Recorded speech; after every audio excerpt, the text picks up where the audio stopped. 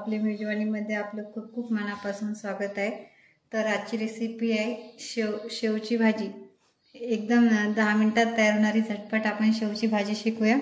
तर हे बघा, मी खोबरं घेतलेलं आहे भाजून, कांदा पण घेतलेला आहे आणि शेव।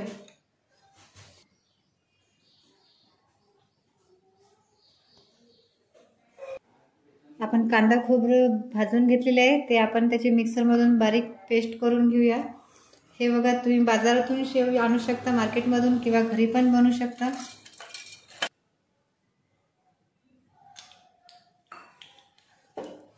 आपली मसाल्याची पेस्ट तयार झालेली आहे मित्रांनो। मी एक भांडं ठेवलेलं आहे, तेल टाकलेलं आहे, तेल गरम होऊ द्यायचं।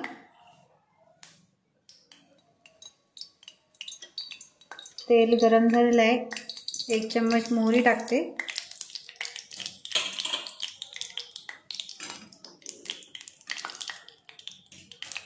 मोहरी छान तडतडलेली आहे। आता 1 छोटा चम्मच आलं लसणाची पेस्ट,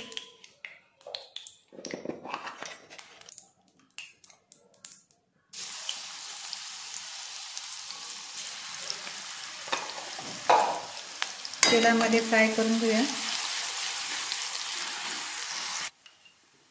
आलं लसूण झालेले आहे, आपण तयार केलेला मसाला घालूया 1 चम्मच। मसाला आपण छान तेलामध्ये भाजून घेऊया, थोडं लालसर रंगाचा। जास्त नाही होऊ द्यायचं, कारण आपण पहिलेच कांदा खोबरं भाजून घेतलेलं आहे। हे पहा, आपल्या मसाल्याला छान तेल सुटलेलं आहे। आता आपण टाकूया 1 चम्मच हळद, 3 चम्मच लाल तिखट,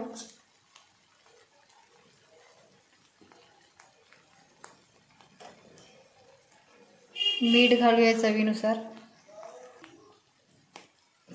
1 चम्मच मीठ। मसाला आपला खाली लागू नये म्हणून मी थोडा 1 चम्मच पाणी घालते।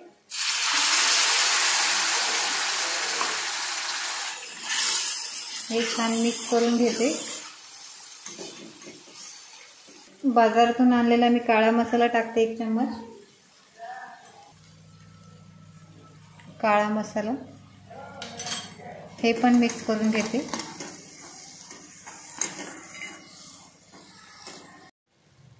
मसाला छान होण्यासाठी मी 1 वाटी पाणी टाकते याच्यात। तर मी 1 ग्लास पाणी टाकते। आपला मसाला छान झालेला आहे। आपल्याला रस्सा जेवढा पाहिजे आपण तेवढं पाणी टाकू शकतो।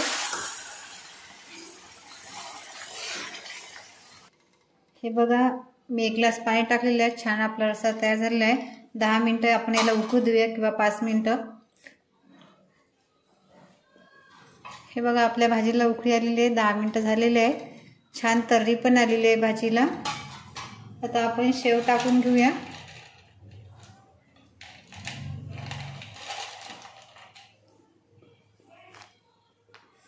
शेवला 5 मिनिटं भाजीमध्ये मुरू देऊया।